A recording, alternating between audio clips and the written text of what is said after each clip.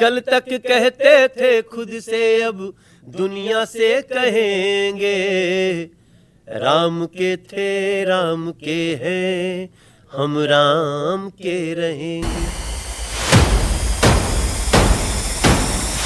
हरिवंश राय बच्चन जी ने लिखा था कि मेल कराती मधुशाला, दिल्ली में मधुशाला जेल करा रही है। मधुशाला का घोटाला ये उस व्यक्ति ने कर दिया जो आया ही था कि घोटालों का दुश्मन हो। और उनकी कई बार गालियां हैं जब उन्होंने कहा था दिल्ली मनोज तिवारी के बाप की नहीं है।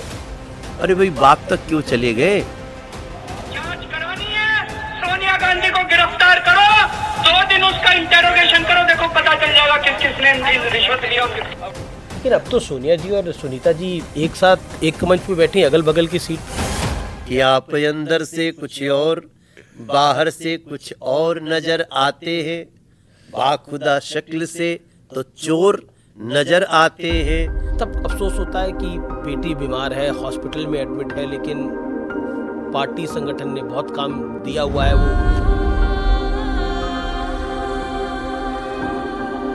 वो अभी भी बीमार है।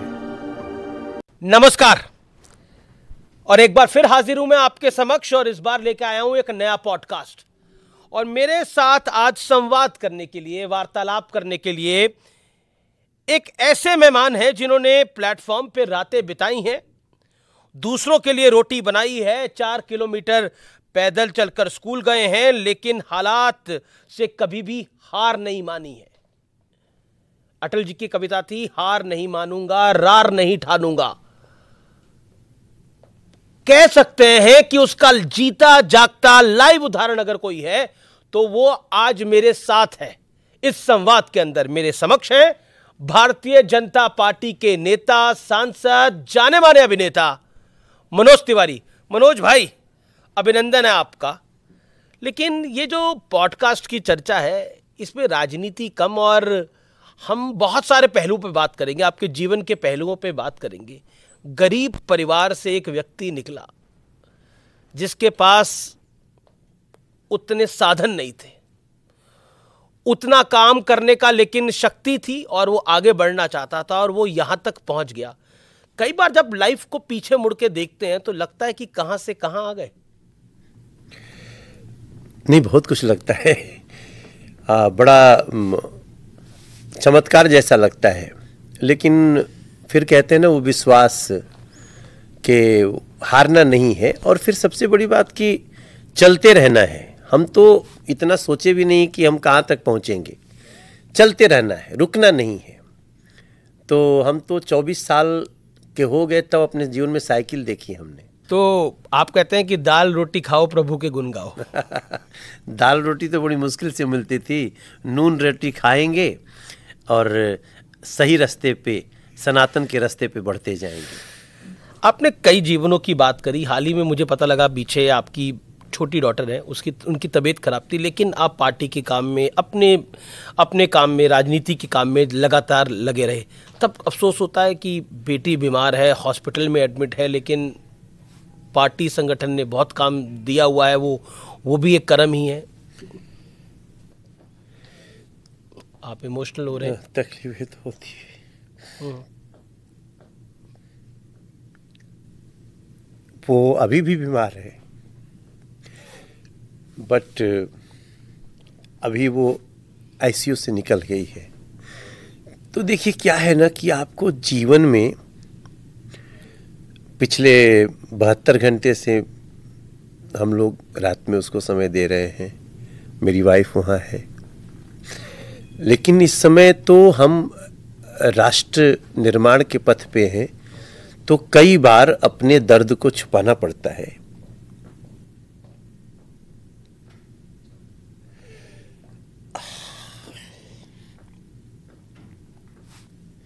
अमीश भाई,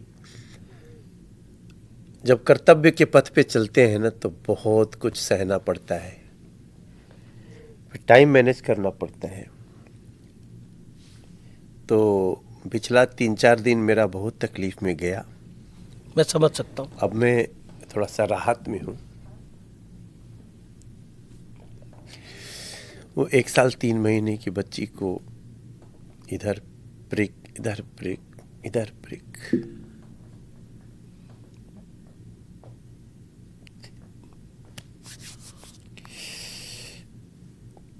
मनोज भाई अब ठीक है वो, ईश्वर सब ठीक करेगा। मनोज भाई, हरिवंश राय बच्चन जी की ने लिखा था कि मेल कराती मधुशाला, दिल्ली में मधुशाला जेल करा रही है।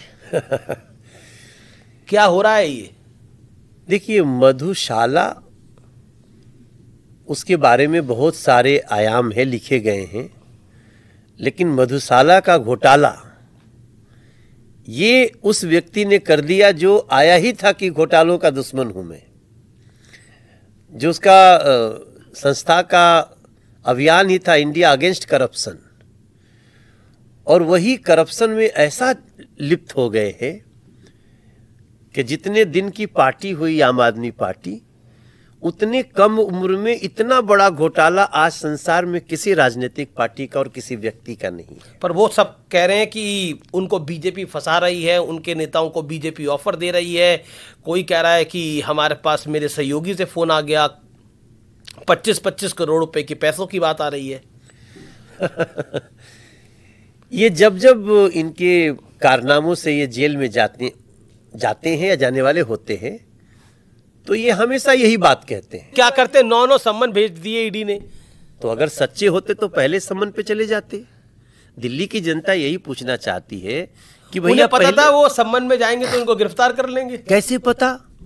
सम्मन में तो पूछताछ होती है। यही तो उन्होंने बता दिया कि हाँ, मैं भ्रष्टाचारी हूं, मैंने बड़ा पाप किया है, इसलिए मैं जाते ही गिरफ्तार हो जाऊंगा। बहाने करते रहे।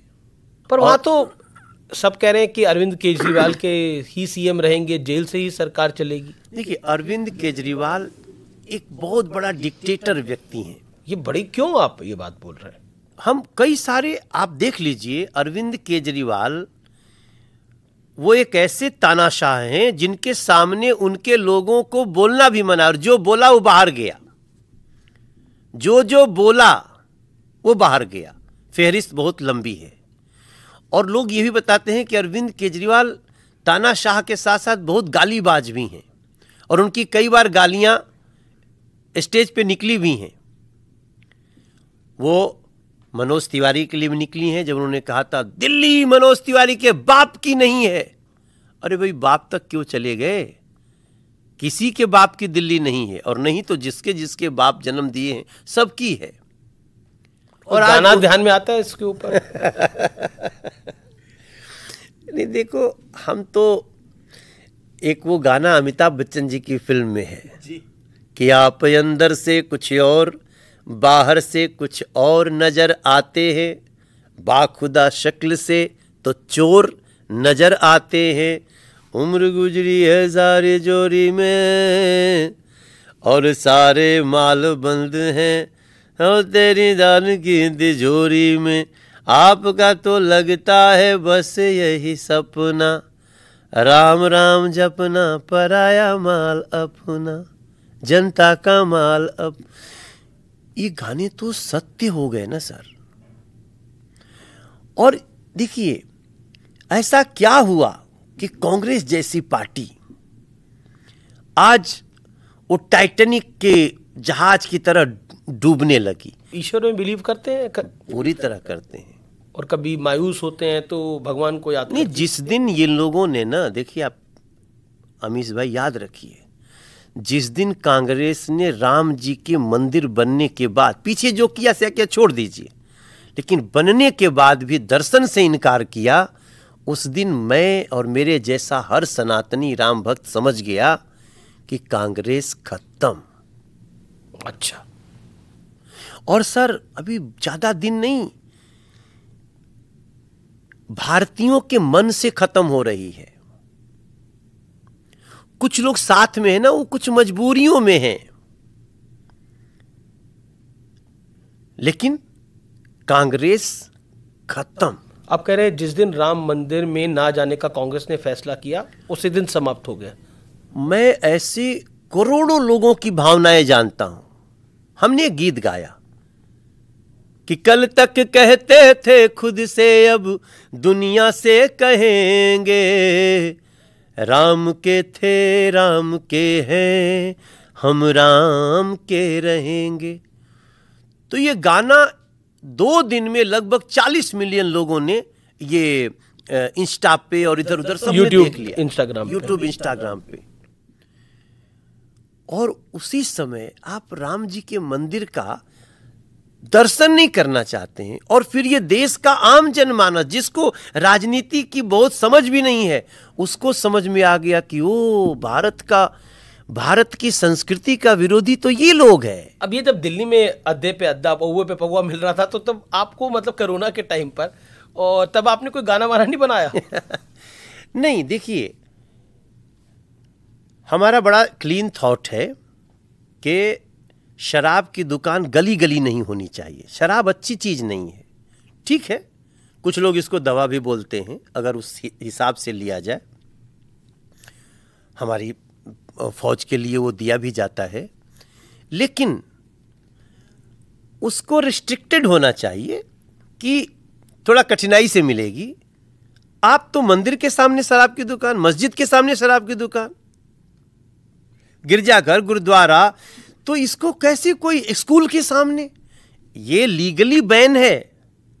लेकिन अरविंद केजरीवाल ने कहा नहीं, हम खोलेंगे। और महिलाएं दिल्ली की रो रही थी, चित्कार कर रही थी सड़कों पे। आज वो महिलाएं ताली बजा रही हैं जब वो जेल गए हैं, अमीश देवगन जी। आज गलियों में वो जब से गए हैं ना, कि एक आदमी ऐसा नहीं मुझे मिला है जो कहता कि यार क्यों भेज दिया उसको जेल। सब करें भला अच्छा हुआ चला गया, शराब पिला रहा था, हमारे बच्चे को शराबी बना रहा था। और जिस दिन वो जा रहे थे, अमीश देवगन जी, इस सीन को देश देखा भी है।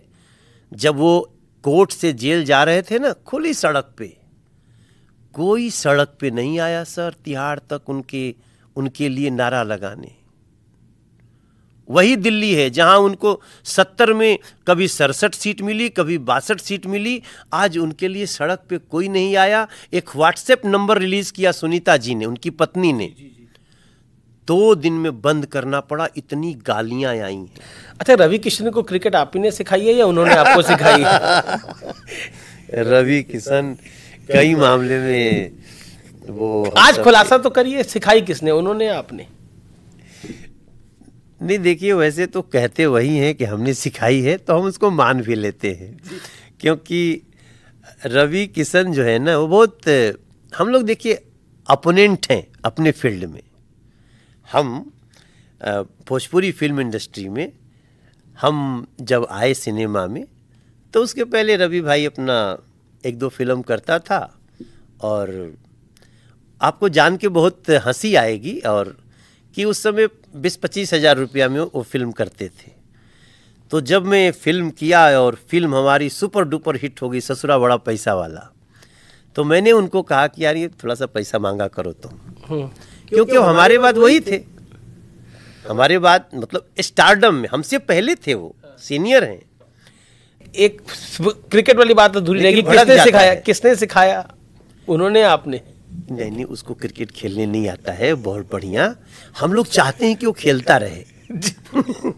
रवि भाई का क्या, देखो स्टार है जी, नाम है उसका, तो हम लोग की CCL होती है, सेलोडी क्रिकेट लीग जी, तो हम चाहते हैं कि हमारी टीम थोड़ी अच्छी नाम हो, इसलिए रवि किशन भी साथ में रहें। लेकिन हम चाहते हैं साथ में रहे, लेकिन प्लेइंग 11 में न रहे। क्योंकि वो प्लेइंग 11 में आते हैं तो हरा देते हैं हम लोगों को। अब मान लो एक बार बॉल दिया था मैंने, तो 19 बॉल का ओवर हुआ। अच्छा। एक बार खेल रहे थे, कैच उठ गया, और कैच उठ गया तो पता नहीं कहाँ देखने लगा, गिर गया, तो कैच भी छोड़ दिया, और गिरने के बाद 2 रन ले लिया वो, और बगली में खड़ा था। मैंने कहा बॉल तो उठा के फेंक भाई। तो फिर कहता है तुमने डांटा मुझे। तो थोड़ा क्या है, पुरानी अपनी प्रतिद्वंदिता तो है, लेकिन अब हम लोग एक ही साथ, हम ही लेके आए उनको, रवि किशन जी को हम ही आए, हम भी मतलब कम खतरा नहीं लेते हैं। बहुत बहुत धन्यवाद आपका हमारे साथ इस पॉडकास्ट में आने के लिए, ट्रेंडिंग विद अमीश में आने के लिए। तो चलते चलते 2024 पे भी कोई गाना बनाया है तो गुनगुना दीजिए। नहीं, हम तो अभी तो हम देखिए हम अपने क्षेत्र में ना वो काम के जो पहली बार हुआ, पहली बार मेट्रो आई हमारे काल में मोदी जी के कारण, पहली बार यमुना जी पे बड़ा ब्रिज बना, सिग्नेचर ब्रिज, पहली बार शास्त्री पार्क चौराहा एम्स जैसा चौराहा बना, पहली बार सेंट्रल स्कूल आया, पहली बार पासपोर्ट ऑफिस आया, पहली बार रिवर फ्रंट बना, पहली बार लॉन्गेस्ट एलिवेटेड रोड बनी है, पहली बार ट्रिपल डेकर मेट्रो बन रही है। तब मैं कहता हूँ कि भारत की बड़ी खुशियों का हो गया मुहूर्त है और तीसरी बार फिर से हमें मोदी की जरूरत है, तीसरी बार फिर से हमें मोदी की जरूरत। मन उसका साफ है, कर रहा इंसाफ है, नीयत में खोट नहीं है, हो रहा विकास है। 24 के संग संग दिल्ली को 25 की जरूरत है, दिल्ली के विकास खातिर डबल इंजन की जरूरत है, तीसरी बार फिर से हमें मोदी की जरूरत है। बहुत बहुत शुक्रिया मनोज भाई, आप यहाँ पर आए और ट्रेंडिंग विद अमीश में आपने पार्टिसिपेट किया। Thank you so much.